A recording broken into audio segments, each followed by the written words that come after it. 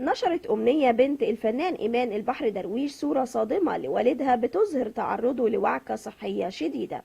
نشرت أمنية الصورة بعد الحكم على المتهم إسلام إيمان البحر درويش ب5 سنوات حبس مشدد، 3 منهم في القتل الخطأ و2 بسبب تعاطي المخدرات، وإلغاء رخصة القيادة والحجز على السيارة وغرامة 250 ألف جنيه.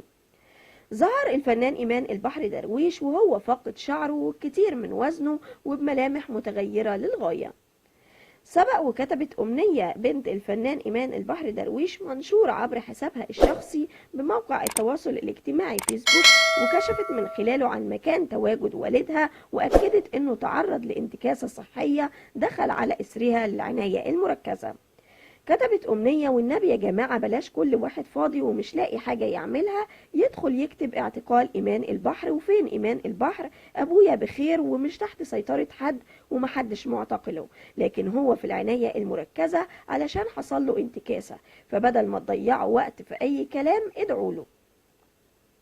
علقت نقابة إيمان الموسيقية على صورة الفنان إيمان البحر درويش الصادمة، وقالت إن الفنان مصطفى كامل بيسعى في الوقت الحالي للوصول لأرقام تليفون أسرة الفنان إيمان البحر درويش علشان النقابة تقوم بدورها على وجه السرعة.